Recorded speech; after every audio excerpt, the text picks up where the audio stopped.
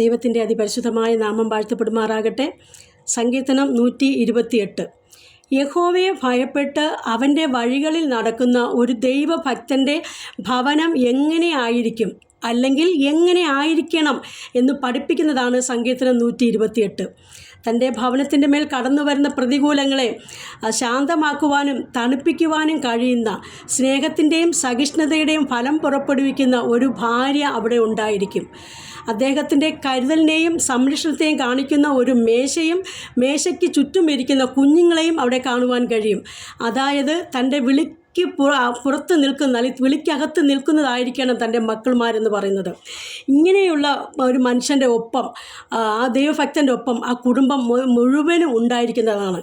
ഇതാണ് ഒരു ദൈവഭക്തൻ്റെ കുടുംബമെന്ന് പറയുന്നത്. ഈ ഭവനത്തെ നോക്കിയാണ് നമ്മുടെ ദൈവമായ കർത്താവിൻ്റെ അനുഗ്രഹം ദൈവം കൊടുക്കുവാൻ ഇടയായിത്തീർന്നത്. നമുക്ക് നമ്മുടെ ഭവനത്തെ ദൈവവചനപ്രകാരം സഹിഷ്ണുതയുടെയും സ്നേഹത്തിൻ്റെയും ഫലം പുറപ്പെടുവിക്കുന്നതാകാം. ഞങ്ങളുടെ മക്കളെ കരുതിക്കൊണ്ട്, നമ്മുടെ വിളിപ്പുറത്ത് നിൽക്കുന്ന മക്കളായി അവരെ കരുതിക്കൊണ്ട് നമുക്ക് മുന്നോട്ട് പോകാം. ഈ വചനങ്ങൾ നമ്മൾ ഏറ്റെടുത്ത് നമ്മുടെ ജീവിതത്തിൽ നമുക്കത് പ്രാവർത്തികമാക്കിക്കൊണ്ട് നിത്യത എത്തുവോളം നമ്മുടെ കുഞ്ഞുങ്ങളെ നല്ല വഴിയിലൂടെ നടത്തുവാനും നമുക്ക് ദൈവത്തിൽ ശരണം പ്രാപിക്കാം, ദൈവമായ കർത്താവിൽ ആശ്രയിക്കാം. ഈ ദൈവം നമ്മെ എല്ലാവരെയും ഒരുപോലെ സഹായിക്കുമാറാകട്ടെ. ആമേൻ.